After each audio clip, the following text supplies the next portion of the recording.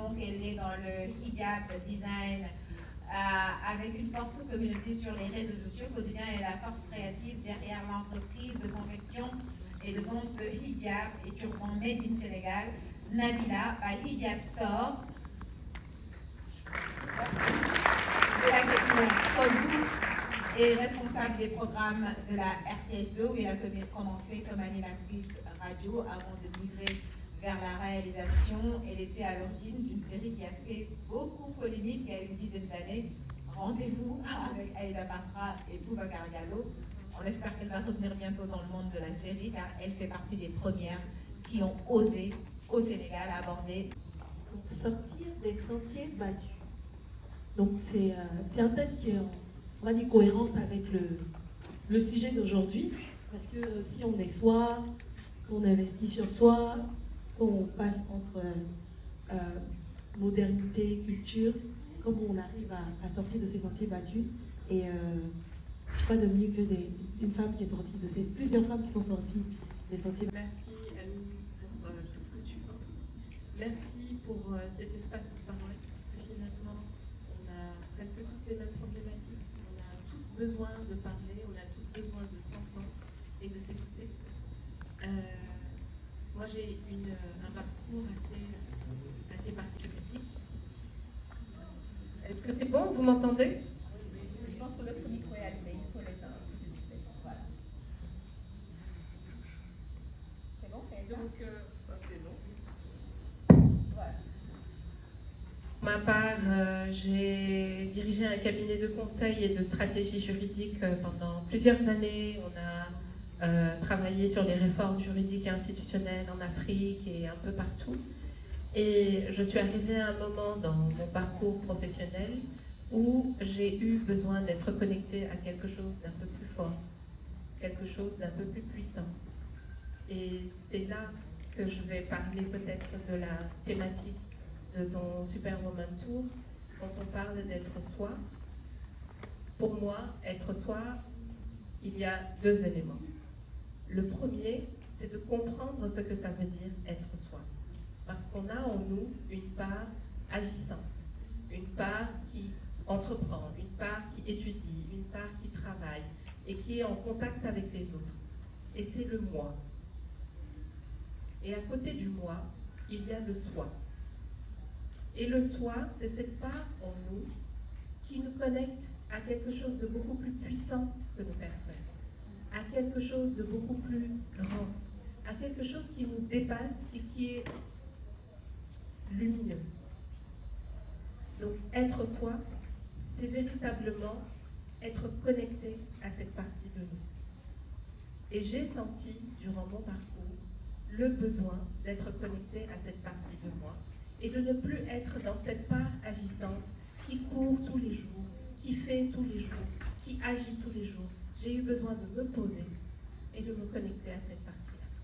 C'est ça qu'on appelle très souvent, dans le cadre de l'accompagnement, les transitions de vie, quand on a des appels du soi, quand on a des appels de l'âme qui nous mobilisent et qui nous met dans un cheminement où on change de perspective.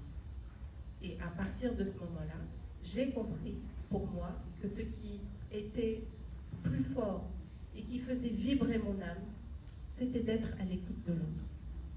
C'était d'être dans le cheminement avec l'autre. D'être dans cette conviction que chaque individu a en lui toutes les ressources pour pouvoir solutionner lui-même ses problèmes. Et c'est comme ça que j'ai switché entre le conseil juridique et l'accompagnement par le coaching.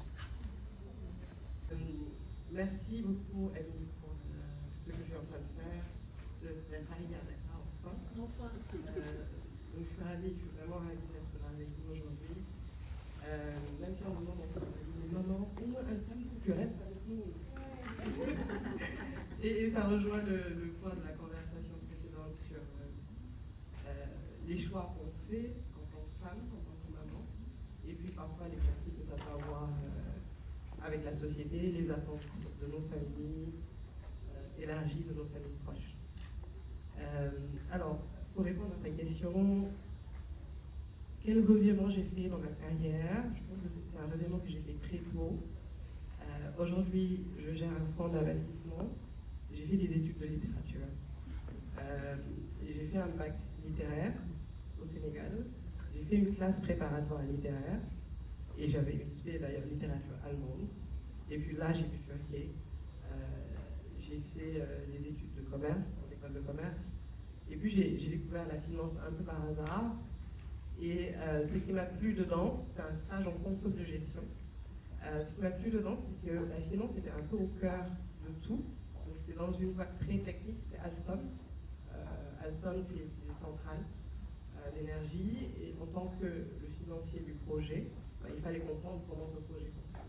Et donc moi, c'est ce côté qui a fait le déclic, parce que je suis très curieuse et je m'ennuie vite. Et puis, je suis allée faire une spé en finance, j'ai commencé une carrière en banque, sur un premier emploi où, clairement, il n'y avait pas d'alignement avec moi et mon soi. Je n'ai pas les termes de coach. Il n'y avait clairement pas d'alignement, mais ça a été une excellente école de rigueur, de méthode. Et quand je donne toujours des conseils à les plus jeunes qui commencent leur carrière, je me dis c'est le moment de l'apprendre, c'est le moment d'apprendre un métier et de pouvoir exceller dans ce métier-là. Et je pense qu'on peut aller trouver sa voie un peu plus tard. Donc j'ai quitté cet emploi pour rentrer au Sénégal. Et je vais vous épargner l'histoire romantique de j'ai quitté un emploi super bien payé pour venir développer mon continent. La réalité, c'est que ce n'était pas un environnement très sain pour moi. Et puis, je trouvais que la France, à ce moment-là, quand je regardais le top management de la banque où je travaillais, je ne voyais pas de noirs et je ne voyais pas de femmes. Et puis, je me suis dit, j'ai fait de super études, je suis ambitieuse, est-ce que j'ai envie de rester ici et stagner et rester à middle management, parce que la société ne me valorisera pas, ou est-ce que j'ai envie de rentrer en Afrique? Et donc, quand je préfère cette histoire-là, l'histoire romantique de dire j'ai tout abandonné pour venir au Sénégal. Et le Sénégal, c'est chez moi, ma famille est là, mon projet de mariage était là, et c'était voilà, le choix qui allait le mieux avec ma vie à ce moment-là. Et c'est vraiment là que je fais un deuxième déclic aussi sur ma carrière. J'ai la chance de rejoindre le Fonds souverain Francis qui se crée à l'époque, donc une aventure entrepreneuriale, on va dire, hein, et je découvre l'investissement. Et là, pendant ces années là-bas, j'ai vraiment eu la chance de découvrir ma mission de vie, ce que j'appelle ma mission de vie, qui est de contribuer au développement du secteur privé africain en travaillant sur les petites entreprises. Au Foncier, j'ai travaillé sur les gros projets, les PPP, ce qu'on appelle les PPP, les projets d'infrastructure.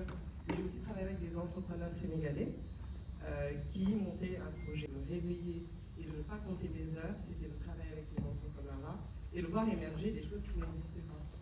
Et c'est à ce moment-là que le WIC se crée, je vous dis à tous les membres d'ailleurs, et je rejoins moi en tant qu'investisseur, je rejoins ce club pour continuer d'exprimer cette passion que j'ai découverte, qui est d'appuyer les petites entreprises.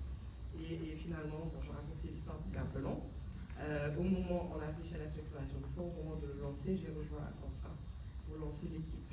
Mais ce que j'aimerais juste pour résumer, c'est que, et je m'adresse aux jeunes de l'assistance, c'est que trouver sa voie finalement, c'est un cheminement. Ne soyez pas pressés. Quand je choisissais de faire un bac L, je ne savais pas que j'allais finir en finance, je ne savais pas ce que je voulais, mais je savais que je voulais faire un parcours d'excellence, quoi qu'il arrive, pour me garder les portes ouvertes. Quand je suis entrée en école de commerce, je ne savais pas ce que je voulais. Quand j'ai commencé sur mon premier job, je ne savais pas ce que je voulais. Et après, c'est arrivé après 12 ans de carrière.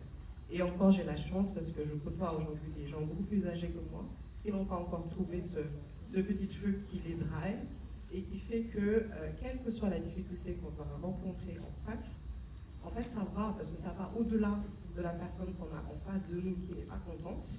C'est quelque chose qui va au-delà de cette personne, ça va au-delà même de ma propre personne. Merci également à Madame Cissé, à Aminata. J'aimerais saluer tout le monde et surtout féliciter celles qui ont animé le panel précédent. J'ai beaucoup appris dans ce panel. Et aujourd'hui, c'est un plaisir d'être parmi vous. Moi, c'est Mme Kodoudja. Certains me connaissent choisi sur les réseaux sociaux. Comme il a dit, c'est c'est ma collègue, ma promotionnaire de l'Institut Claudel, ma grande amie. Donc, moi, j'ai toujours été, on va dire, une boule d'énergie. J'ai toujours aimé relever des défis. Et j'avais une boutique d'habillement, de prêt-à-porter, à l'intérieur même de Claudel. Voilà, pour vous dire que j'ai toujours aimé entreprendre, peut-être par rapport à mon enfance. Je n'ai pas vécu une enfance, on va dire, où on n'avait pas trop les moyens de se nourrir, comme que les gens racontent tous les jours. Moi, j'ai eu une enfance où j'avais à manger, j'étais dans de bonnes écoles, je m'habillais bien, mais j'ai toujours eu un manque on va dire, j'étais en manque émotionnel, on va dire, parce que mes parents ont divorcé, j'avais 2 ans, parce que je vous raconte, j'avais peut-être 1 an. En tout cas, j'ai aucun souvenir, en fait, de leur vie à 2. Et donc, moi, ce qui me calmait un peu, c'était d'entreprendre, d'initier des trucs, de réussir. Franchement, ça me plaisait, en fait, de mettre en œuvre des projets et que les gens voient que ça aboutit, que j'ai des résultats et que j'arrive à avoir autour de moi mes amis qui sont dans ces mêmes projets et qui, elles aussi, ont envie de relever comme moi des défis. Alors, j'ai grandi comme ça. Après, arrivé en 2005, après la maîtrise en anglais, j'ai fait un concours pour entrer aux médiations de Dakar. À l'époque, c'était une école d'initiation au métier de l'audiovisuel. Donc, je suis entrée, je suis sortie majeure de la promotion avec un film à l'époque que j'ai osé faire sur l'inceste en 2005. Imaginez-vous, à l'époque, on n'en parlait pas. C'était l'histoire d'une jeune fille de 12 ans qui a été abusée par son père pendant 9 ans. Donc, je pense que c'est l'histoire qui a surtout retenu l'attention des membres du jury, qui a fait que j'ai été majeure de la promotion. Ensuite, j'ai continué sur l'audiovisuel, mais avec comme mission de faire en sorte de mettre à l'écran tout ce que les femmes, les enfants subissaient dans cette société, qui était parfois, ou même souvent, très injuste vis-à-vis d'elles ou vis-à-vis de ses enfants. Et c'est comme ça qu'en 2015, j'ai écrit une série qui s'appelle Rendez-vous. Et cette série parlait de la violence conjugale. La violence conjugale est beaucoup plus pernicieuse, c'est la violence psychologique. Donc c'était une série de 8 épisodes. Et le personnage principal, à l'époque incarné par une ancienne journaliste qui est aujourd'hui qui travaille pour l'État du Sénégal. Et je pense que, comme elle l'a dit, ça avait fait couler beaucoup d'encre. Et plus tard, j'ai vécu ce que j'ai écrit. Plus tard. Donc, plus tard, on va dire 15 ans après, j'ai vécu un pan de cette histoire que j'ai écrite et que j'avais réalisé. Donc, il y a une chose qui est claire en moi, c'est à défaut de connaître ce que je veux, je sais ce que je ne veux pas. C'est clair dans ma tête. On me réveille à 3 h du matin, je peux te dire, je veux pas ça, je veux pas ça. Et tout ce que je n'ai pas voulu dans ma vie, j'ai évité. Et par la grâce de Dieu, j'ai pu éviter de tomber sur tout ce que je ne voulais pas. Maintenant, ce que j'ai voulu, moi, j'ai toujours voulu être moi. Je n'ai jamais voulu avoir une quelconque influence. Bien entendu, parfois je suis influencée par certaines personnes positivement, mais j'ai toujours tenu à rester moi-même. Et je pense que ceux qui me connaissent, ceux qui ont grandi avec moi, savent que malgré tous les aléas, malgré toutes les épreuves que j'ai pu vivre dans ma vie, j'ai tenu à être moi-même. Malheureusement, pendant 5 ans de ma vie, je n'ai pas été moi. Je n'ai pas été moi pendant 5 ans. Et je ne peux pas je veux dire, vous ne pouvez pas imaginer ce que c'est que de ne pas être soi.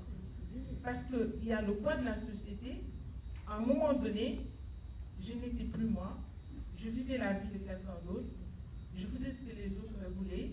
Je voulais faire plaisir aux autres, notamment le poids de la société, ça commence dans la famille. Donc, notamment, je voulais faire plaisir à mes parents. Donc, du coup, je n'étais plus moi-même. Je voulais faire plaisir à mes enfants.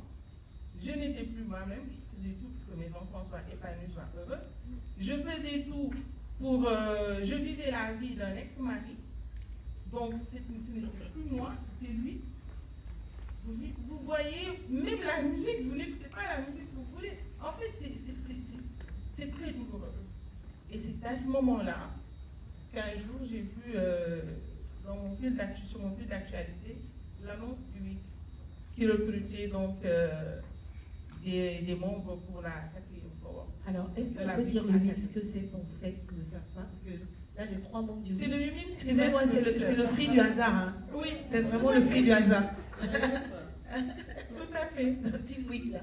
Voilà. Dites-moi ce que c'est que le WIC. Alors, c'est le Women's Investment Club et j'ai vu donc le WIC qui avait lancé un appel à candidature pour recruter des entrepreneurs qui voulaient être formés gratuitement au marketing, leadership, management, comptabilité.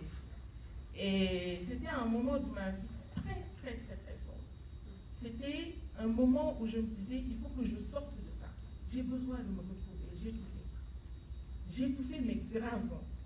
Et j'ai postulé par hasard, par la grâce de Dieu, sur les 20 candidatures. Je faisais partie des 20, les 200 candidatures, je faisais partie des 20 qui pouvaient bénéficier de cette formation. Et ça a été le déclic. Ça a été un bouée de sauvetage, on va dire, qui aujourd'hui, moi je saisis ça avec toutes mes forces. Et aujourd'hui, je suis très fière de ce que j'ai pu accomplir. Ces 6 derniers mois ou ces 7 derniers mois, grâce au WIC, grâce à mes amis, grâce à ma famille, je vous assure, je suis vraiment très fière. Quand je me regarde dans le miroir, je suis très fière de ce que j'ai accompli, ce que j'ai fait et ce que je suis devenue. Et surtout, le fait que je retrouve mon moi. Je suis redevenue la Kodou que j'ai toujours été. Merci. Je suis un peu émue là, les questions sont, je pense qu'elle a répondu elles ont répondu